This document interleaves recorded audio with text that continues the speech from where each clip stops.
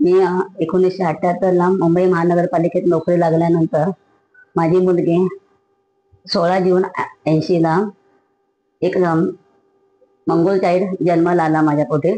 तर त्यावेळेला मला त्याची एवढी त्यावेळेला समजत नव्हतं. पण ज्या वेळेला जन्म झाला त्यावेळेला ती माझ्याजवळ 4 ते 5 दिवस नव्हती. KM हॉस्पिटलला तिला हलवलं होतं. आणि सिद्धिविनायकच्या इथे प्रभादेवी मॅटर्निटी होमला माझी डिलिव्हरी झाली. तर त्यावेळेला असं काय कळे ना की माझं बाळ माझ्या बाजूला का नाही. तर ह्याच्यामध्ये मी चिंतेत होते. मिस्टर म्हणायचे किंवा माझे सगळे बाकीचे लोक भेटायला येणारे म्हणायचे तिला सध्या ट्रीटमेंटसाठी आम्ही ठेवलंय वगैरे. आणि ज्या वेळेला की माझं बाजूला आलं तर मी नर्सिंग 1 वर्ष अगोदर केल्यामुळे 77ला त्यावेळेला माझ्या लक्षात आलं की हे बाळ वेगळं दिसतंय. पण त्यावेळेला काही सुचेन असं झालं होतं. वय वर्ष माझं 22 होतं. आणखी ना म्हणजे वेगळं त्यावेळेला अशा शंका येतात. मला शिक्षणाची भरपूर आवड आधी. पहिला तो धक्का बसला की मी नाही शिकू शकले तर माझ्या मुलांना मी शिकू शकले. आणि प्रत्येकाच्या आयुष्यामध्ये मूल हे असं असतं की एक गॉड गिफ्ट आहे की त्याच्यातनं प्रत्येकाच्या भावना असतात, जोडलेल्या असतात. माझ्या मिस्टरांच्या माझ्या त्यावेळेला भावना जोडलेल्या होत्या. आणखी ते बाळ जेव्हा मी 21 दिवसांनी पाहिलं त्याच्या नंतर जो धक्का बसला तो इतका मोठा धक्का होता की आयुष्याच्या म्हणजे कुठल्या याच्यामध्ये मी असं काय केलं की आपल्याला असं बाळ झालं. पण त्याच वेळेला इरावती घाणेकर उर्फ काळे त्या म्हणजे काशीनाथ घाणेकरच्या मिसेस डॉक्टर होत्या ब्राह्मण सहाय्यक संघामध्ये. त्या माझ्या पहिल्या गुरु. तर त्यांनी मला खूप धीर दिला. ते म्हणाले तू आधी काही डोक्यात घेऊ नकोस. हे बाळ 3-4 महिन्यानंतर झाल्यानंतर आपण एका डॉक्टरकडे जाऊया असं त्यांनी मला खूप समजावून सांगितल्यावर मी थोडी स्थिर झाले. आणि जेव्हा गेले त्यावेळेला डॉक्टर जोशी म्हणून त्याच हॉस्पिटलमध्ये ब्राह्मण सहाय्यक संघामध्ये येत होते. तर ते म्हणाले मॅडम तुम्ही आता एकदम मी तुम्हाला सगळं मी सांगत नाहीये पण तुम्हाला हळूहळू कळेल आणि त्याची वाढ कमी होईल. पण अशी बुद्धी बाकीच्या नॉर्मल मुलांसारखी नसेल. आणि तुम्ही हे करताना कुठल्याही गोष्टीचा म्हणजे कोण सांगेल का ह्या देवाकडे जा त्या देवाकडे किंवा बाकीचं मांत्रिक वगैरे किंवा खूप त्यांनी चांगला सल्ला दिला डॉक्टर घाणेकरमुळे की मी तिथे सावरले गेले. आणि मग जेव्हा झाले ऑफिसला रुजून झाले 6 महिन्यानंतर तर त्यावेळेला वेगवेगळ्या ठिकाणी मी माहिती गोळा करू लागले. वेगवेगळ्या संस्थेत जाऊ लागले की बाळा ह्या बाळांचं कसं संगोपन म्हणजे कुठं कसं करायचं याबद्दल मी माहिती खूप गोळा केली. त्याच्यामुळे मध्ये मला बदलापूरला बेरू सर म्हणून भेटले. त्यांची पुण्याला कोथरूडला संस्था होती. भारतातली पहिली संस्था तिथे पुण्याला होती कोथरूडला. तर ते मी बघून आले. आणि मग ते माझ्याशी डिस्कस करायला लागले. ओळख त्यांचंही बाळ तसं होतं राजू नावाचा मुलगा. त्यांची अजून संस्था आहे बदलापूरला. आज त्याचा भाऊ चालवतो. पण सांगायचं म्हणजे मला अशा त्या टप्प्यावर ती माणसं भेटत गेली. मी माझ्या कधी फावल्या वेळेमध्ये शेवेसाठी तिकडे जायची, बदलापूरला जायचे कारण ते मुंबईपासून जवळ होतं. माझी क्वार्टर्स होती दादरला.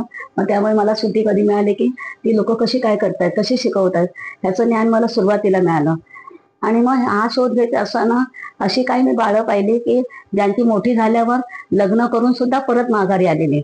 म्हणजे खूप माहिती गोळा केली. माझ्या मुलीच्या 15-16 वर्षाच्या होईपर्यंत ही माहिती गोळा केली. नंतर मी त्या मुलांना त्या स्पेशल स्कूलमध्ये घालावं लागतं म्हणून मी आरतीला स्पेशल स्कूल माहीमला होतं कनोस हायस्कूल म्हणून. तिथे मला मेट्रन आणि म्हणजे आणि सिस्टर भेटल्या. तर त्यांना मराठी कळत नव्हतं आणि माझे महानगरपालिकेच्या काही गोष्टी त्यांना करायच्या मदतीच्या गोष्टी त्या मी त्यांच्यावर जायचे. त्या इंग्लिशमध्ये कुठे सचिवालयामध्ये असेल तेव्हा मला त्या घेऊन जायच्या. आणि त्यातनं मला खूप माहिती म्हणजे गोळा करण्यात आली. आणि तशा प्रकारे आरती मोठी होऊ लागली. जेव्हा मालाडला ब्लॉकमध्ये ओनरशिपचा झाला 96ला त्यानंतर घरामध्ये कसं राहायचं ते वॉचमन असायचा. पण त्यावेळेला घरात उघडताना बघायचं सेफ्टी डोअर असायचं ते करायचं नाही. आणि त्याप्रमाणे तिला मी वाढवत गेले. माझी मोठी फॅमिली असल्यामुळे दादरला सगळे लोक म्हणजे आले कोण गावावरनं वगैरे तर माझ्या घरी यायचे. मग जवळजवळ 13-14 माणसाच्या कुटुंबातली मी पुन्हा एकूण आलं तर तेवढी भांडी ती न कंटाळता घासायची. आणि ते तिला मी मुद्दाम का सवय लावली की उद्या हिचं अंग स्थिर होता. काय काय मुलं अशी पाहिली की खूप जाडे वगैरे होऊन काही काम करत नाही. तर मी तिला तसं सुरुवातीपासून चांगलं वळण लावल्यामुळे ती सर्व भांडी किंवा लादी आजही आवडीने करते. तुझा तो आवडीचा विषय आहे भांडी घासणं. कारण त्यामुळे कोण बाई ठेवली की तिला ते आवडत नाही म्हणून मी बाई मुंबईमध्ये पण ठेवली नाही. मी आता ज्या वेळेला तिला घेऊन 2015ला मी पेड्यात जेव्हा आले तिला म्हणजे मतिमंद शाळेमध्ये घातलं उद्योग केंद्र म्हणून.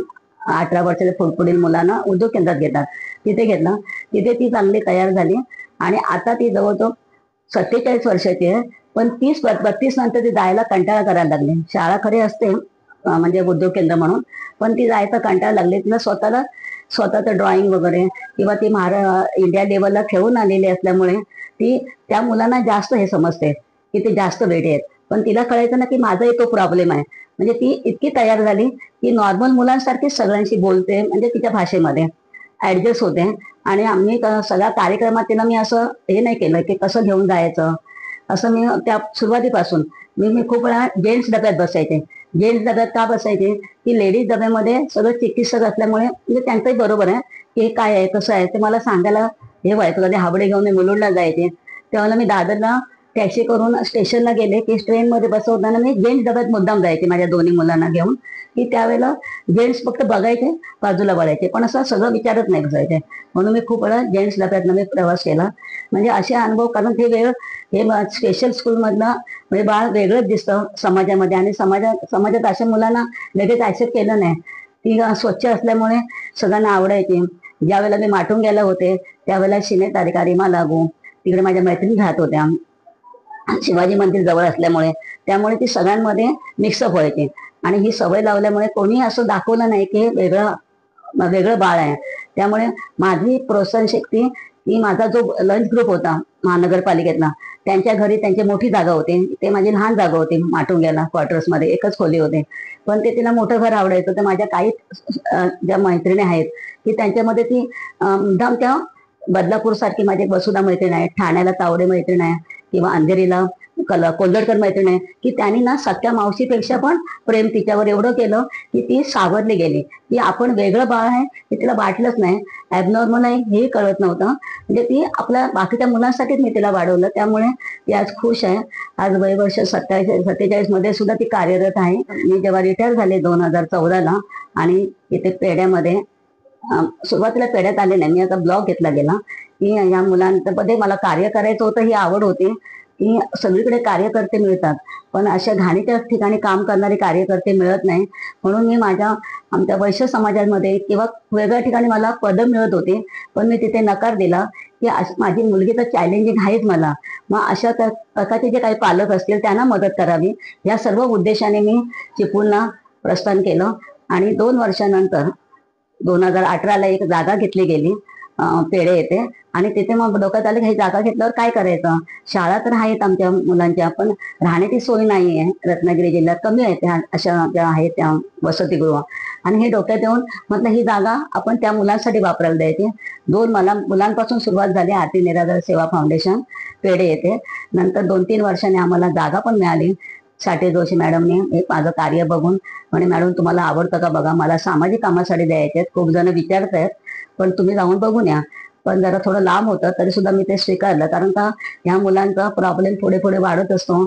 आई वडील असेपर्यंत बघतात, भाऊ असेपर्यंत, मग पुढे कधी ते बायका म्हणजे काय काय जण जवळजवळ 70-80 वर्षापर्यंत पण जगणार मी मतिमंद बघितलेले आहेत. त्यामुळे डोक्यात हे आलं आणि आम्ही दुसरी ब्रँच पण मी सुरू केली. आता त्यानंतर एवढा पुढचं जे आहे ह्यांचं थेरपी असते, खूप वेगवेगळं वर्तन कौशल्य सुधार करण्यासाठी त्या लोकांच्या वेगळ्या थेरपी असतात, त्या आता पुढे सुरू करण्याचा ह्या संस्थेमधून मानस आहे. आणखी सर्वांनी चिपळूणकरांनी किंवा माझे मुंबईचे महानगरपालिकेतले मित्रमैत्रिणी आणि माझे दोन्हीकडचे नातेवाईक सासर माहेरचे या सर्वांचं सपोर्ट असल्यावर आणि माझी पेन्शन दोघांची आमची चांगली असल्यामुळे 70-80 हजार आम्हाला ते मिळत असल्यामुळे सुरुवातीला आम्ही पगाराचा प्रॉब्लेम सॉल्व्ह झाला. फक्त शेवटची आता इच्छा वाटते की ही संस्था अविरत चालू राहावी.